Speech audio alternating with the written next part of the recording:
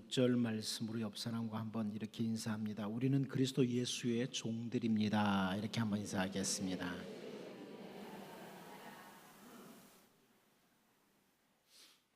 바울 사도가 하나님께 부름을 받고 복음을 전하는 사역자로 살아가던 그 시대는 로마 시대입니다. 그 로마 시대에는 종들, 노예들이 참 많았습니다.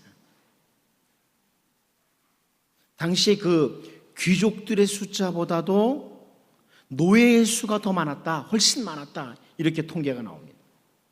마클레이라는 분은 그 당시에 노예 수를 6천만 명 이상이었다, 이렇게 기록을 하기도 합니다. 로마 시대에 노예, 종의 숫자가 6천만 명 이상이었다는 거예요.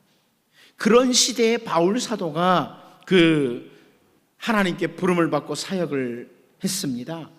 그렇게 흔히 볼 수 있는 게 노예였죠. 그래서 바울은 그 노예, 종이라는 단어를 가지고 우리들의 상태를 종종 설명을 했습니다. 이 종이라고 하는, 노예라고 하는, 두울로서라고 하는 이 단어를 참 많이 사용을 했습니다. 특별히 로마서 6장 16절 말씀을 보면 너희 자신을 종으로 내주어 누구에게 순종하든지 그 순종함을 받는 자의 종이 되는 줄을 너희가 알지 못하느냐. 혹은 죄의 종으로 사망에 이르고 혹은 순종의 종으로 의에 이르느니라. 이렇게 말씀을 하면서 죄의 종이 있고 순종의 종이 있다, 이런 표현을 씁니다. 한마디로 죄에게 순종하는 종이 있는가 하면 하나님께 순종하는 종이 있다, 이런 말씀이죠. 죄의 종은 사망에 이르게 되고 하나님께 순종하는 종은 의에 이르게 된다, 이런 말씀입니다. 계속해서 바울 사도는 로마서 16장 17절 18절에서요 하나님께 감사하리로다 너희가 본래 죄의 종이더니 너희에게 전하여 준 바 교훈의 본을 마음으로 순종하여 죄로부터 해방되어 의에게 종이 되었느니라, 이렇게 선포를 합니다. 우리가 전에는 다 죄의 종이었습니다. 그래서 사망의 영역, 죽음의 영역 아래 있었던 그런 사람들입니다. 죄로 말미암아 죽음의 영역에 있던 사람들. 그런데 의에게 종이 됐다, 의의 종이 되었다. 사실 예수 그리스도의 생명의 복음으로 말미암아죠. 이 바울 사도가 강조하는 단어가 바로 종입니다. 종, 두울로서라고 하는 종이에요. 종은 그 주인에게 순종한다, 이걸 말하고 싶은 거죠. 죄의 종은 죄에게 순종하고 의의 종은 하나님께, 의에게 순종한다, 이런 설명입니다. 바울 사도는 이 종과 순종과의 관계를 늘 염두에 두고 바울이 자기 자신을 소개할 때에도요 자기 자신을 종이라고 설명을 하죠. 한 예를 들면 빌립보서 1장 1절에 그렇게 소개를 합니다. 그리스도 예수의 종 바울과 디모데는 그리스도 예수 안에서 빌립보에 사는 모든 성도와 또한 감독들과 집사들에게 편지하노니 자기는 그리스도 예수의 종이다, 이렇게 설명합니다. 예수 그리스도, 그분이 나의 주인이시다. 사실 이건 우리도 같은 고백이죠. 우리가 예수님을 가리켜서 주여 그러잖아요. 영어로 로드 아닙니까? 주인이라는 거예요. 예수님이 나의 주인이면 나는 그분의 종이죠. 예수님에게 순종한다는 거예요. 자기는 종이로서 그리스도 예수에게 순종하는 자라, 이것을 강조하는 거예요. 빌립보서 1장 1절에서. 사실 우리가 예수 그리스도로 말미암아 자유를 얻은 자들이죠. 바울 사도는 갈라디아서 5장 1절에서 그렇게 설명을 합니다. 그리스도께서 우리를 자유롭게 하려고 자유를 주셨으니 그러므로 굳건하게 서서 다시는 종의 멍에를 매지 말라. 예수님이 우리를 자유롭게 하셔서 더 이상 죄의 종이, 마귀의 종이, 세상의 종이 아니라는 것을 설명하는 겁니다. 우리의 상태, 그리고 권면을 하는 거예요. 예수님께서 우리의 죄를 위해서 십자가에서 대속의 죽음을 죽으신 것은 우리들을 죄의 종으로부터 자유롭게 하기 위해서, 죄에게 얽매였던 우리를 자유롭게 하시기 위해서였습니다. 예수님께서도 요한복음 8장 36절에서 그렇게 말씀하세요. 여러분 잘 알죠? 그러므로 아들이 너희를 자유롭게 하면 너희가 참으로 자유로우리라. 예수 그리스도는 우리를 자유롭게 하는 거예요. 예수 그리스도로 말미암아 자유를 얻은 사람들, 하나님의 자녀의 권세를 가진 사람들이다, 이걸 설명하는 거죠. 그런데 우리는 거기서 멈추진 않습니다. 아, 난 자유, 내 마음대로 살아야지. 그렇지 않고요, 베드로전서 2장 16절에서 사도 베드로가 이런 권면을 합니다. 너희는 자유가 있으나 그 자유로 악을 가리는 데 쓰지 말고 오직 하나님의 종과 같이 하라. 아, 내가 자유가 있으니까 막 그냥 죄를 지어도 되고 이제는 악을 행해도 된다, 이게 아니고 그 주님이 주신 자유를 가지고 하나님의 종처럼 살아라, 이렇게 말씀을 하는 거죠. 죄의 종은 사망에 이르지만 하나님의 종은 의에 이르기 때문에, 열매가 풍성한 삶이기 때문에 그렇게 권면을 하는 거예요. 이렇게 종에 관한 예수님이나 바울이나 베드로의 표현을 우리가 기억하면서 오늘 본문에 나타나는 세 사람의 모습을 보려고. 바울이나 예수님이나 베드로가 표현했던 종, 아, 종은 이런 거다, 이걸 딱 염두에 두고 오늘 본문에 나오는 세 사람을 좀 보자는 거예요. 그리고 우리를 돌아보고 우리가 무가치한 것, 헛된 것들, 불필요한 것들의 종이 되는 것이 아니라 정말 가치 있고 의미 있는, 열매가 풍성한 종들로 다짐과 기도가 있기를 원합니다. 첫 번째로 우리는 죄의 종을 본문에서 봅니다. 오늘 본문 1절 말씀을 같이 한번 보겠습니다. 1절을 같이 봅니다. 시작. 그때 여로보암의 아들 아비야가 병든지라. 여기 열왕기 기자는 여로보암의 아들 아비야가 병이 든 것과 관련해서 그때라고 시작을 해요. 그때에 여로보암의 아들 아비야가 병들었다, 이런 표현을 써요. 여러분, 우리가 인생을 사는 동안에 우리에게 병이 찾아올 수 있어요. 다양한 질병들이 찾아올 수 있어요. 어떤 문제들이 찾아올 수 있어요.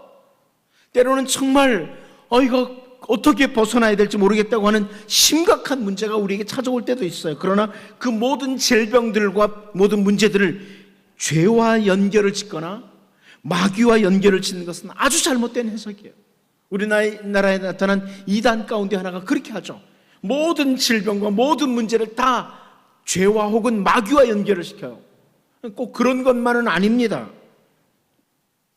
성경에 보면 그렇지 않은 경우들도 많이 있어요. 그런데 오늘 본문에서는 최소한 이 열왕기 기자는 의도적으로 여로보암의 아들 아비야의 병은 여로보암의 죄와 관련이 있다, 이것을 지적하면서 1절에서 그때라고 말하는 겁니다. 그때에 여로보암의 아들 아비야가 병든지라, 이 표현을 하는 거예요. 여러분, 성경의 그 장과 절, 열왕기상 13장, 14장, 15장 이렇게 나뉜 것, 몇 절이 나뉜 것은 성경이 처음부터 그렇게 가지고 있었던 것이 아니라는 것 제가 자주 설명드렸어요. 몇몇 사람들이 장과 절을 구분해가지고 오다가 장과 절이 완전히 구분된 최초의 성경은 1560년에 제네바 성경이라고 합니다. 많이 되진 않았죠. 한 5, 600년 된 거예요. 그런데 제가 왜 그 말씀을 드리냐면 열왕기상 13장과 14장은 열왕기상 13장 34절과 14장 1절은 연결된 말씀입니다. 연결된 말씀입니다. 그걸 말씀드리는 거예요. 열왕기상 13장 34절에서 이 일이 여로보암의 집에 죄가 되어 그 집이 땅 위에서 끊어져 멸망하게 되니라 하고 난 뒤에 바로 그때 이렇게 시작합니다. 여로보암의 죄가 있었다. 그 죄가 너무 심각해서 여로보암의 집이 멸망당할 만한 그런 죄였다. 그때에 그 죄를 지을 때 여로보암의 죄, 곧 우상숭배의 죄와 그 아들 아비야의 병이 관련이 있다는 것을 열왕기 기자가 의도적으로 지금 설명하면서 그때라고 시작하는 거예요. 그리고 오늘 본문을 통해 결국 무엇을 보냐면 죄의 종의 모습에서 벗어나지 못하는 여로보암을 봐요. 죄의 종의 모습 계속해서 보는 거죠. 오늘 본문 이야기 계속 보는 게 죄의 종의 모습에서, 죄에게 순종하는 종의 모습에서 벗어나지 못하는 여로보암. 남쪽 유다에서 하나님의 사람이 와서 죄를 지적하고 징조들이 나타났음에도 불구하고 여로보암은 하나님을 거스르는, 말씀을 거스르는 죄의 길에서 떠나지 못하는 죄의 종이었어요. 그리고 그 하나님의 사람, 남쪽에 섰던 하나님의 사람이 말씀에서 벗어남으로 징계를 받은 일이 일어난 후에도 여전히 죄의 길에서 돌이키지 못하는 여로보암은 죄의 종이었습니다. 바로 그러한 때에 자기 아들 아비야가 병이 들었는데요, 오늘 본문 2절 말씀을 보면 여로보암이 자기 아내에게 이르되 청하건대 일어나 변장하여 사람들이 그대가 여로보암의 아내임을 알지 못하게 하고 실로로 가라. 거기 선지자 아히야가 있나니 그는 이전에 내가 이 백성의 왕이 될 것을 내게 말한 사람이니라. 이렇게 표현을 합니다. 여전히 죄의 종으로 머물러 있으면서 과거에 자기를 향해서 좋은 예언을 했던 선지자 아히야, 그에게서 어떤 우호적인 예언을 기대하면서 자기 아내를 보내는 거예요. 저는 이 모습을 보면서 상당히 두려움을 느꼈어요. 여전히 죄의 종에 있으면서 옛날에 나에게 좋은 예언을 해줬던 그 선지자 하면서 그 선지자에게 가면 나에게 우호적인 예언을 할 거야, 이런 착각을 하는 거예요. 우리가 잘 알지 않습니까? 열왕기상 11장 31절에서 그 선지자 아히야가 그랬어요. 여로보암에게 이르되 너는 10조각을 가지라. 이스라엘의 하나님 여호와의 말씀이 내가 이 나라를 솔로몬의 손에서 찢어 빼앗아 10지파를 네게 주고 그랬습니다. 이 예언을 생각하면 그래, 옛날에 선지자 아히야는 나에게 하나님께서 왕으로 세워주신다고, 10지파의 왕으로 세워준다고 했는데 그것을 선지자 아히야를 통해서 해주셨다. 그래서 남쪽에서부터 이름도 알 수 없는 한 선지자가 와서 자기의 멸망을 선포했지만 과거에 자기에게 왕이 될 것이라고 했던 좋은 예언을 해줬던 선지자 아히야에게 아내를 보내면서 자기의 귀를 즐겁게 해줄 예언을 기대하는 거예요. 여러분, 너무 여러분의 귀를 즐겁게 해주는 그런 말씀을 기대하지 마십시오. 별로 좋지 않습니다. 여러분의 잘못을 지적하고 옳은 길로 서도록 지적해주는, 그게 여러분에게 복이 됩니다. 사실 하나님의 말씀은 불 같고 방망이 같아요. 오히려 말씀을 들을 때 내 가슴을 찢게 만들고 이게 아니구나, 이렇게 살면 안 되겠구나, 이런 지적을 받아요. 오늘 말씀을 들으면서도 혹시 나는 여로보암처럼 죄의 종은 아닌가 돌아봐야 돼요. 죄의 종에게서는 의의 열매가 기대가 안 돼요. 여로보암을 보면 알아요. 죄의 종에게서는 의의 열매가 나오질 않아요. 예수님께서 누가복음 6장 43절에서요 못된 열매 맺는 좋은 나무가 없고 또 좋은 열매 맺는 못된 나무가 없느니라 선언하셨습니다. 여로보암이 여전히 죄의 종의 자리에 머물러 있으면서 선한 열매, 좋은 열매를 기대하는 것은 있을 수 없는 일이라는 거예요. 마찬가지로 우리가요 죄의 종의 자리에 머물러 있으면 좋은 열매를 맺을 수가 없습니다. 그런데 사실 예수 그리스도로 말미암아 하나님께서는 우리를 죄의 종의 자리에서 하나님의 자녀의 자리로 옮겨 놓으셨어요.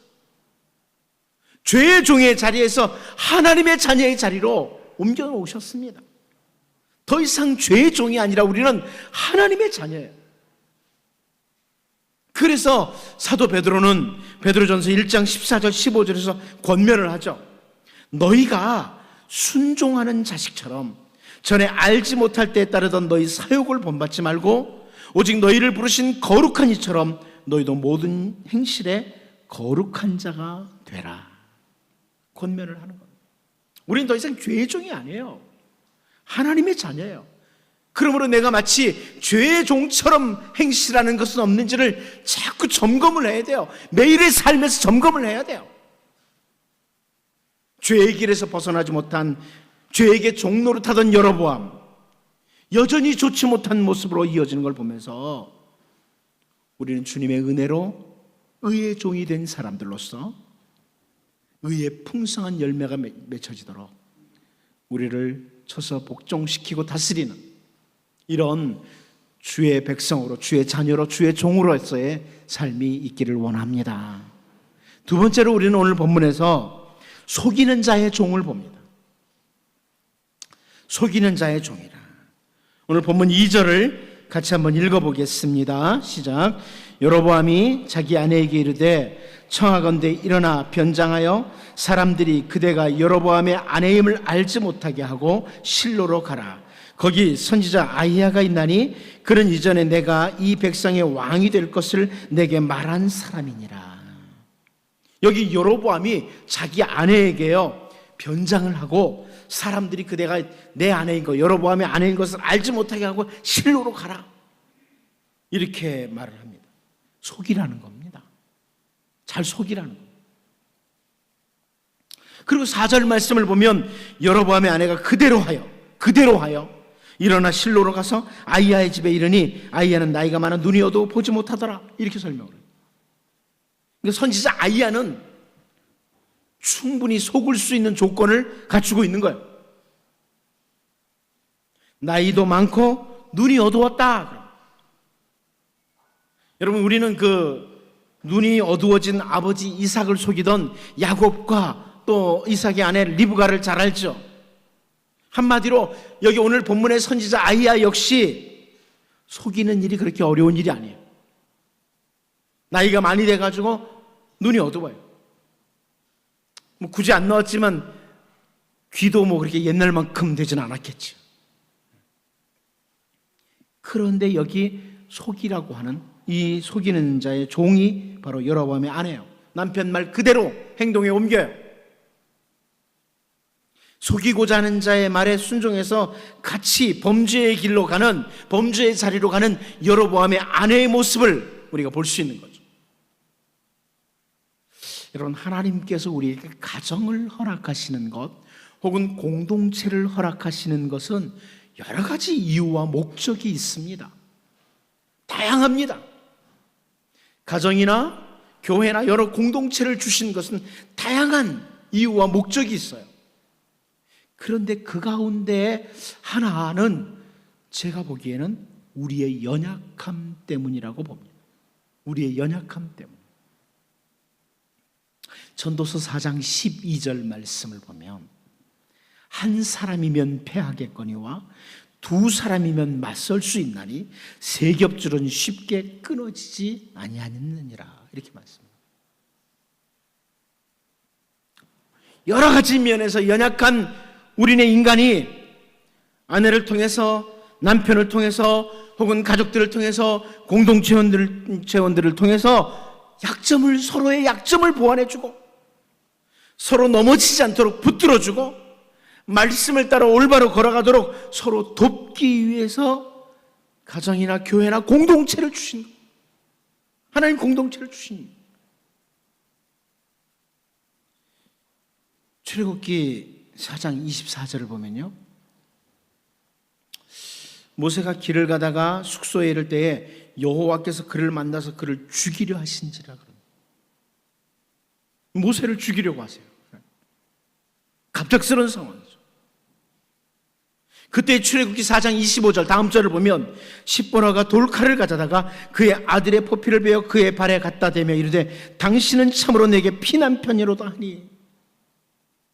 제가 이것 자세히 설명할 시간 없습니다만은 모세 아내 십보라의 올바른 행동으로 이 모세의 아내가 남편 모세를 돕는 모습이에요.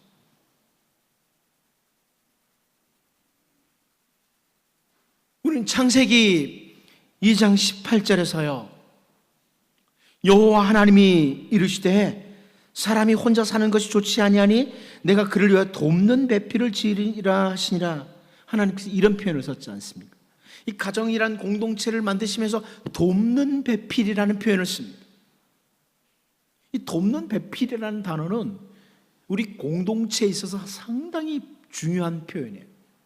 가까운 데 서서 돕는 자라, 이렇게 풀어서 번역할 수 있어요. 가까운 데 서서 돕는 자라. 그런데 우리는 잘 알죠. 아나니아 삽비라를 비롯해서 서로 그 역할을 올바로 하지 못한 사람들을 성경에서 수없이 많이 봐요. 같이 넘어지는 겁니다. 오늘 본문의 여로보암의 아내도 마찬가지. 우리가 가정을 위해서 혹은 공동체를 위해서 기도하는 기도의 제목 가운데 정말 우리 가족들은, 우리 공동체원들은 서로 올바른 길에 서도록 돕는 자가 되도록, 우리 가까이 있는 사람들이 돕는 자가 되도록 기도해야 될 기도 제목이에요. 올바로 돕는 자들 말이에요. 근데 여기 속이는 자의 종노릇을 하는 여로보암의 아내처럼 우리는 속이는 자, 사탄의 종노릇 하는 자들이 되지 않도록 기도해야 될 것도 놓치지 말아야 돼요. 예수님께서 요한복음 8장 44절에서요, 너희는 너희 아비 마귀에게서 났으니 너희 아비의 욕심대로 너희도 행하고자 하느니라. 그는 처음부터 살인한 자요, 진리가 그 속에 없으므로 진리에 서지 못하고 거짓을 말할 때마다 제 것으로 말하나니 이는 그가 거짓말쟁이요 거짓의 아비가 되었습니다. 이렇게 말씀합니다. 거짓의 아비, 속이는 자의 근원은 마귀라는 거예요. 거짓의 아비, 속이는 자의 근원은 마귀라는 거예요. 오늘 본문에서 속이는 자의 종노릇하는 여로보암의 아내를 보면서 우리는 우리의 가족들이나 공동체원들이나 올바른 하나님의 백성의 길로 서로 서도록 돕는 자, 이렇게 서도록 기도해야 될 뿐만 아니라 우리가 속이는 자, 마귀의 종노릇을 하지 않도록 정말 주님의 종으로 서도록 기도하며 달려갈 수 있기를 바랍니다. 마지막 한 가지 더 봅니다. 하나님의 종입니다. 우리 오늘 본문에서 하나님의 종을 보죠. 본문 5절 말씀을 같이 한번 읽어보겠습니다. 시작. 여호와께서 아히야에게 이르시되 여로보암의 아내가 자기 아들이 병들었으므로 내게 물으러 오나니 너는 이러이러하게 대답하라. 그가 들어올 때에 다른 사람인 채 함이니라. 우리는 여기서 하나님의 종 아히야를 봅니다. 하나님의 종을 봅니다. 여로보암과 그 아내가 선지자 아히야를 속이려고 작정을 하고 옵니다. 그런데 하나님께서 선지자 아히야는 당신의 종이기에 알려주셔요. 사실을 알려주셔요. 나이도 많고 눈도 어두웠지만 하나님의 종은 나이가 들어도 여전히 하나님의 종이기에 하나님께서 선지자 아히야를 챙기고 계시는 거예요. 이 일로 말미암아 아히야는 더욱 분명하게 하나님의 종이라는 것을 드러냈죠. 늙었고 눈이 어두워도 여전히 하나님의 종은 하나님의 종이라는 것을 보여줍니다. 여러분이 나이가 많아도요, 몸에 병이 들어서도 남들만큼 가진 게 없어도 하나님의 종은 여전히 하나님의 종입니다. 하나님이 챙기세요. 우리로 하여금 얼마나 힘이 되도록 하는 말씀인지 몰라요. 시편 92편 14절 15절에서 그는 늙어도 여전히 결실하며 진액이 풍족하고 빛이 청청하니 여호와의 정직하심과 나의 바위 되심과 그에게는 불의가 없음이 선포되리로다. 우리가 하나님의 백성으로서 그리고 예수 그리스도로 말미암아 하나님의 자녀가 된 그리스도인으로서 좀 더 당당한 자세로 살아갈 이유가 바로 여기 있습니다. 여러분, 남들만큼 세상에서 갖춰야 될 것 갖추지 못했어도 우리는 하나님의 종입니다. 하나님의 자녀예요. 당당하게 살 필요가 있어요. 나이가 많아도 하나님의 자녀요. 몸에 병이 들어도 여전히 하나님의 자녀요. 아무것도 가진 것이 없어도 여전히 우리는 하나님의 자녀입니다. 선지자 아이야, 나이가 많이 되었고 눈도 잘 안 보여. 그럼에도 불구하고 하나님이 하나님의 종이기에 챙기십니다. 바울사도는 로마서 8장 37절에서 아주 당당하게 선포를 하죠. 그러나 이 모든 일에 우리를 사랑하시는 이로 말미암아 우리가 넉넉히 이기느니라. 우리를 사랑하시는 하나님 계십니다. 하나님의 자녀를, 하나님의 종들을 사랑하시는 하나님 계십니다. 비록 여로보암과 그 아내가 작정을 하고 하나님의 사람을 속이려고 찾아오지만 하나님이 챙기십니다. 그 하나님이 오늘 우리의 하나님이시고 우리를 부끄럽지 않게 하십니다. 세상에서 부끄럽지 않게 하셔요. 이제 주어진 모든 삶의 자리에서 여러분 하나님의 자녀라는 것 인식하고 특별히 하나님의 종으로, 하나님의 백성으로 어떤 상황에서도 주님이 주시는 은혜로 넉넉히 승리하는 주의 백성들로 설 수 있기를 바랍니다. 기도하겠습니다. 하나님 아버지, 죄의 길에서 여전히 벗어나지 못하고 죄에게 종노릇하던 여로보암을 보았습니다. 의의 열매를 기대할 수 없음을 보았습니다. 속이는 자의 종노릇하는 여로보암의 아내도 보았습니다. 속이는 자는 바로 마귀의 종노릇하는 것도 확인했는데 이제 우리가 하나님의 종이요 하나님의 자녀라는 것 놓치지 않게 하여 주옵소서. 여로보암과 그 아내가 나이가 많다고 눈이 어둡다고 작정을 하고 속이려고 했지만 하나님의 종은 하나님이 챙기시기에 넉넉히 승리하도록 하셨습니다. 하나님, 이제 하나님의 백성으로, 하나님의 자녀로, 하나님의 종으로 우리에게 주어진 모든 상황 속에서 당당하게 넉넉히 이기며 살게 하여 주옵소서. 예수님의 이름으로 기도하옵나이다. 아멘.